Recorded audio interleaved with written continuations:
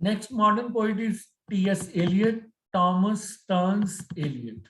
T.S. Eliot, Thomas Stearns Eliot.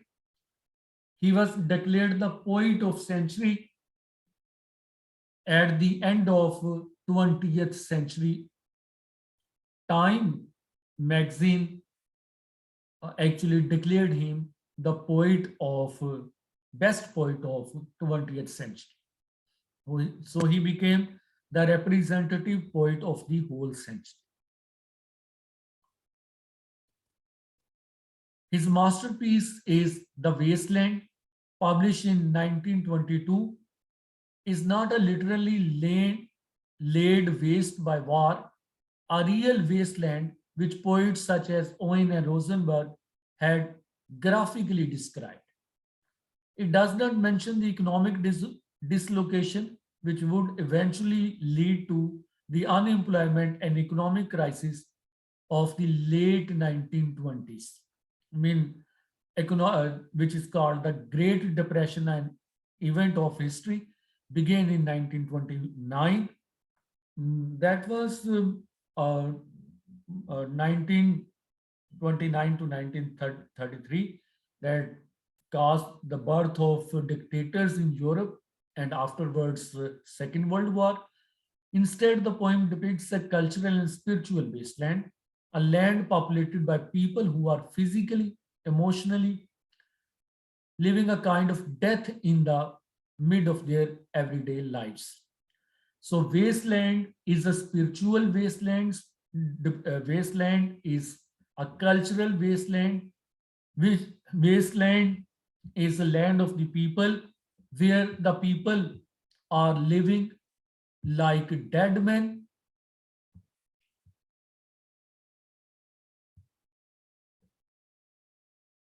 It describes,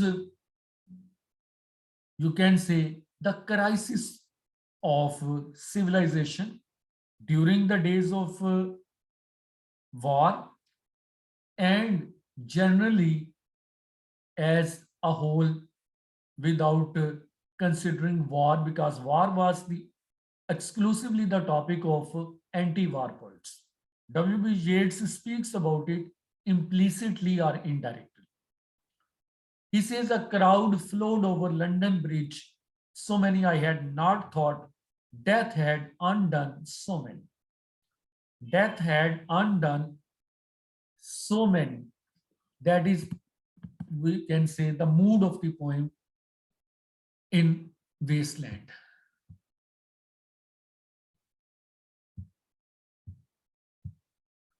The people move across a desolate landscape of fragmented images. Fragmented images are collected and presented in the wasteland. They are unable to relate to one another. The different voices we hear in the wasteland speak not to each other but past each other. We can say that's the failure of communication. That is a topic of modernism. That's a topic of modernist theater, modernist poetry. There is no uniting belief in one transcendent God, because modernist voices, they have themselves vanished God or defeated God or exiled God from their world. So in the absence of God, they are unable to relate one another and to relate with supernatural world. Eliot echoes the post-Darwinian concerns of an unstable world, and many of the ideas owe a lot to James Fraser's The Golden Bough, जिसका जिक्र introduction में मैंने किया था. Most important work by a cultural anthropologist, James Fraser.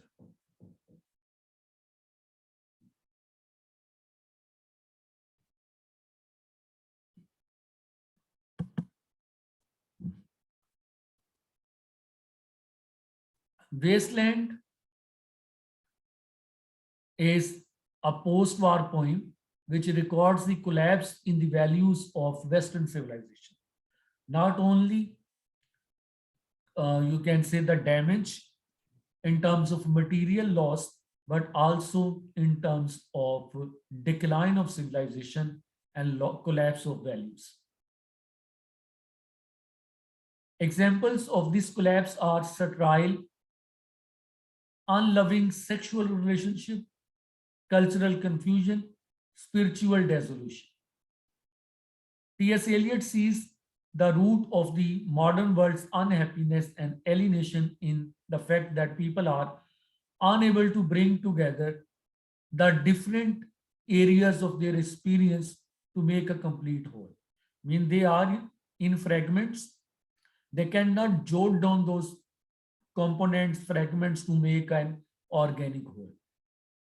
Their social, sexual, religious experiences are fragmentary. These experiences are not unified. Eliot breaks radically with the other poetry written during these years. Like the war poets, he felt that the poetic idiom available to him was exhausted and had to be changed. According to him, the poetry which was created by those poets that won't be able to provide reader a chance to relate with it. Different experiences needed different styles and uses of language. Eliot's poetry went much further than that of war poet. His poetry was formally more experimental, innovative, intellectually more complex and philosophical. I repeat, his poetry was experimental and innovative, being a part of imagist movement, intellectual as he believes that poet should be an intellectual and well-read poet, philosophical poets must have the vision and he should be able to create myth. Create myth mean ancient myths should be used creatively. Eliot wrote an essay, The Metaphysical Poets, which reveals the influence on him of 17th century poetry, being poetry of John Donne, George Herbert, Crashaw, Crewe, Andrew Marvell, etc. Eliot wrote about complex modern poetry for complex modern times. Instead of traditional lyric rhythms and conventionally beautiful and poetic images of pre-war poets, that is called Georgian poetry of Edward Thomas and Georgian poetry of A.E. Housman, Eliot uses images that shock and bewilder. यानी ऐसी poetry जो लोगों को amuse करे सिर्फ, उसकी बजाय एक ऐसी पोइट्री जो लोगों को सोचने पर आमादा करे, ये एलियट का पर्पस है. There are images which are original and novel, striking and obscure, drawn from a discordant urban rather than a harmonious rural life. So these are the features of modernist poetry. These are the features of Eliot poetry. Use of imagery is there. Images are innovative, novel, original, striking, and obscure. Obscurity, यानी कि पूरी बात समझ में ना आना, that is also a trait of modernist poetry. Images of Eliot poetry have been drawn from discordant urban setting rather than rural life.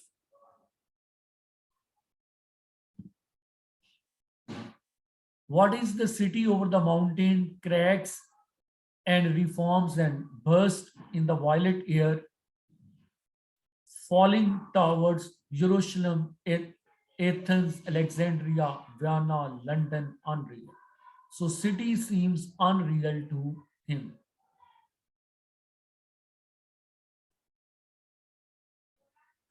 A main cause of difficulty for reader is that Eliot suppresses all direct connection between these images. Reader has to work hard to build up meanings without overt explanation from the poet.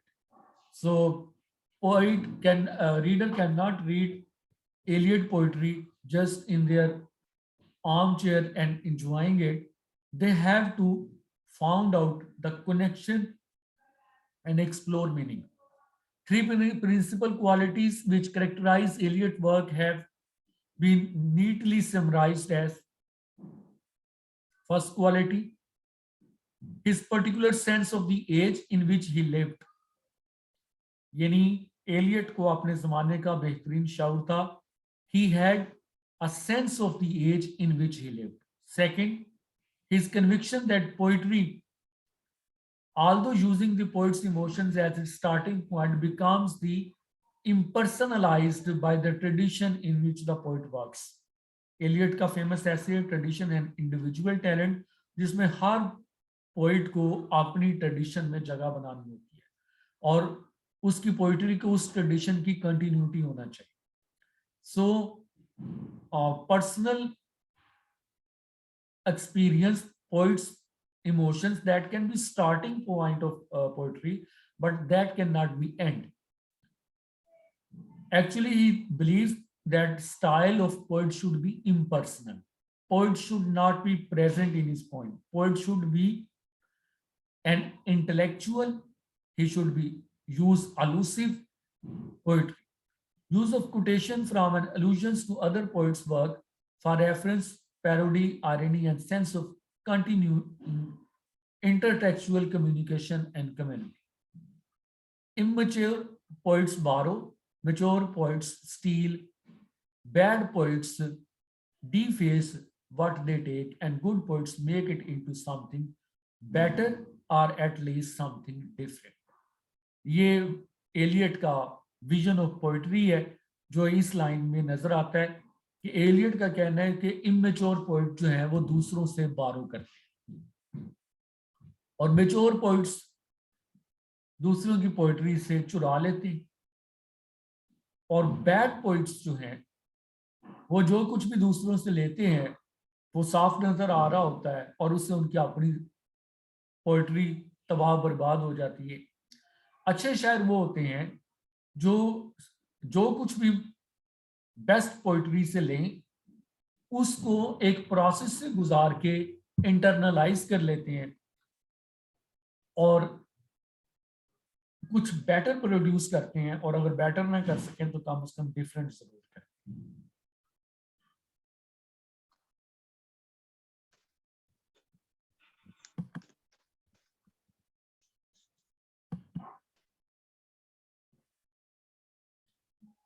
Eliot mostly uses free words, but he strongly maintained he had no time for free words,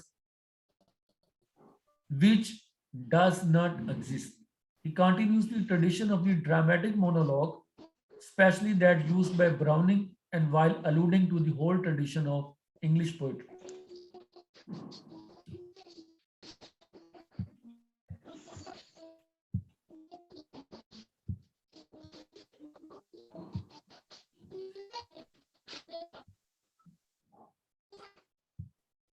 A love song of J. Alfred Prufrock can be best example of a dramatic monologue.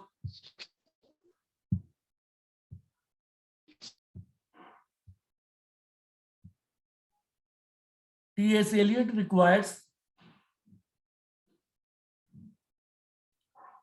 the reader an auditory imagination rather than just a capacity to understand his poetry. In his essay, The Use of Poetry and the Use of Criticism, Eliot sees this as the feeling for syllable and rhythm, penetrating far below the conscious level of thought and feeling, returning to origin and bringing something back, seeking the beginning and the end. So not only poet should be a learned poet, reader should also be learned reader to really evaluate T.S. Eliot poetry. Eliot saw himself as his poetry sometimes seems deceptively simple. Eliot saw himself as English and the traditions he was working in European rather than American. Eliot was actually born in St. Louis, state of America. He was Protestant by birth. He was born in Missouri. He was influenced by French contemporaries such as Henry Alain Fournier, uh, who is author of Le Grand Maloney, and critic philosopher Henry Bergson, and Bergson's concept of time, and French symbolist poet Lafar, Jules Lafarge, and Charles Baudelaire. These are the influences which shaped his modernism. Then Dante was a lifelong inspiration and influence, we can say, the Divine Comedy. That was a poem that impressed T.S. Eliot a lot. T.S. Eliot creates difficulties through frequent use of allusions to other literature, languages, and cultures. Many of these references are difficult to follow, require a specialized knowledge, or simply highly personal to Eliot's own individual reading. Wasteland contains endnotes which Eliot, not without some irony, supplies himself and which explains some of the more cryptic references. For example, Son of Man, you cannot say or guess, for you know only a heap of broken images. These are lines from the wasteland, and now the question is, who is the Son of Man? Allusion of Son of Man is taken from Bible, the book of Ezekiel, and it refers to God, who addresses Ezekiel direct. In Eliot's poem, communication between God and man is at best indirect if it takes place at all. Broken images are also the false idols of Israel, which God has destroyed. So, broken images, it's not easy to guess what does it mean, not son of man. And unless we are aware of the book of Ezekiel and the God's address to Ezekiel, and then we can understand son of man, that is a phrase which actually meant God, not a human being. And broken images does not mean any you can say literal meaning, rather it means idols of Israel.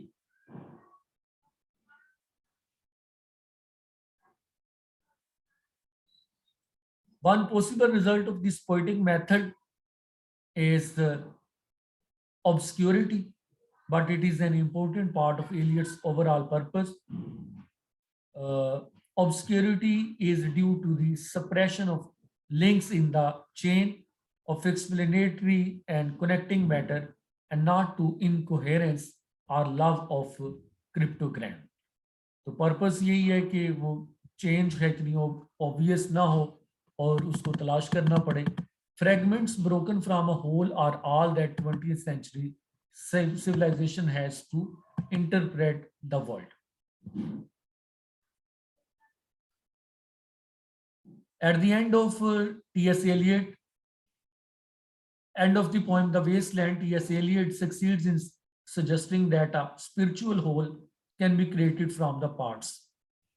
Timeless values still exist and can be recovered. The wasteland can be regenerated, and fragments from the past can be used to survive the ruins of a collapsed civilization. Shanti, Shanti. These are the concluding lines of Wasteland. Opening line of the poem is, April is the cruelest month. Tiresias, he appears as one of the narrators in The Wasteland. The love song of J. Alfred Prufrock is an earlier poem of Eliot that demonstrates an total break with the conventions of romantic poetry. He applies to poetry a technique similar to that of stream of consciousness, giving fragments of the thought passing through the mind of the lonely Mr. Prufrock, who seems to be a failed lover.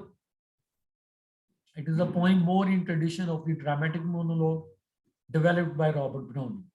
It is not an ordinary love poem, and Prufrock continually gives voice to the feelings of disorientation. And disorientation is actually the quality or feature of modern state. So in this way, a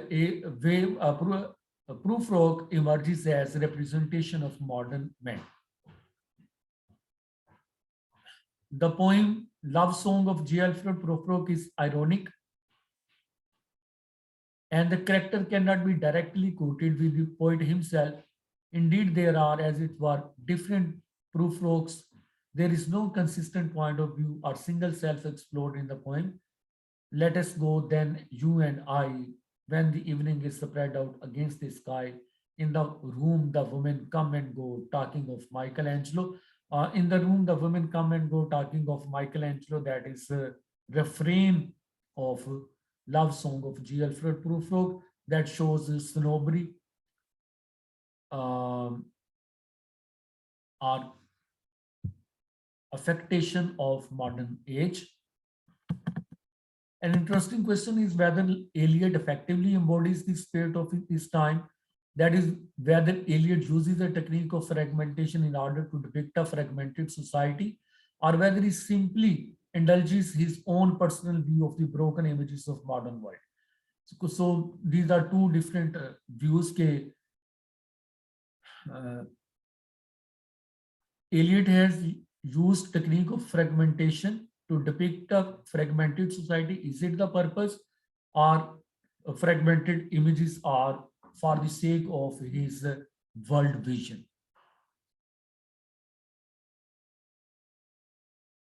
As I mentioned, he was born in America, but he gave up his American nationality.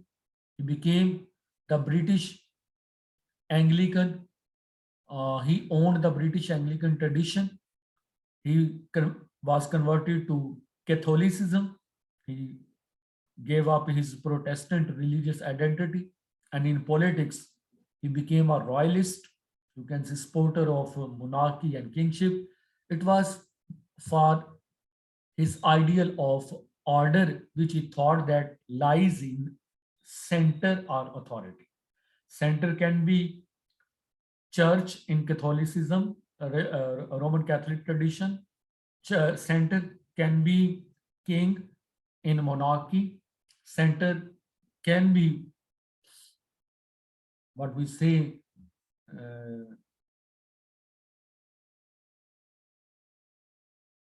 in Anglican or London in context of English tradition. Poems like Marina explore aspects of religious revelation, and his major poetic sequence, Four Quartets,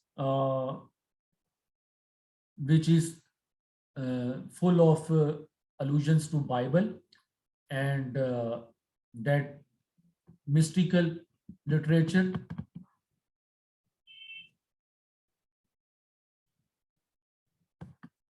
The Last Supper, Ash Wednesday, Four Quartet, Gerontion. These are also famous title of T.S. Eliot works. Eliot also believes in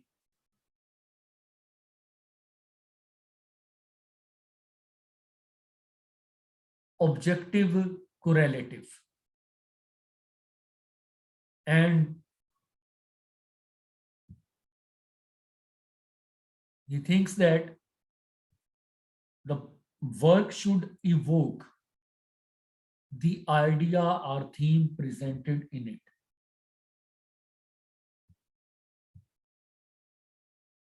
A sequence of interconnected feeling and awareness based on developing spiritual knowledge, which has no parallel in Eliot's earlier poetry. Both Eliot and Yeats used fragments from earlier cultural expressions to resist the ruins of contemporary civilization. Both poets sought order and significance in a variety of different traditions, myths, and beliefs. Yeats used Irish tradition, and Eliot focused on English tradition, biblical, and uh, Eastern uh, mystic thoughts. Eliot expresses diversity in the different style, languages, and voices of his earlier poetry. In his later poetry, he writes in more consistent style as he attempts to bring together diverse ideas and different arcs of experience into a more unified view. Unification was his ideal. He seeks a single poetic voice and single religious viewpoint. You can say authoritative idea uh, that was dear to him. Throughout the different stages of his career, Yeats made more direct and personal poetic statement. His poetic styles never became as fragmented as of Eliot. Unlike T.S. Eliot, Yeats did not occupy a single viewpoint and was always ready to explore a contrary position. We can say duality, contrariness that can be seen in uh, Yeats' poetry. So Yeats' poetry also examination of his own ideas, but a Eliot poetry is free from that examination. Yeats continued to see things cyclically, making a fragments of his ideas into a whole, then breaking them into fragment again.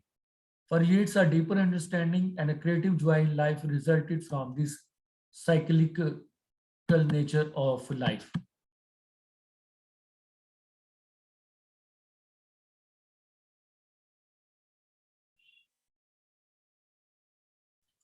T.S. Eliot consulted Ezra Pound over the writing of The Wasteland and dedicated it to him as uh, the great poet. Pound advised Eliot on the arrangement and editing of the fragments which make up the text. So Ezra Pound is editor of The Wasteland. Pound's own career after the publication of Hugh Ceylon Mulberry in 1920 was spent largely in Italy, and he was devoted to the writing of the cantos that is thought is a masterpiece. The cantos are an immensely ambitious, elusive, multicultural poetic voice through numerous aspects of 20th century thought and experience. Although daunting to the reader, they are a contribution to modern writing. So I have introduced two poets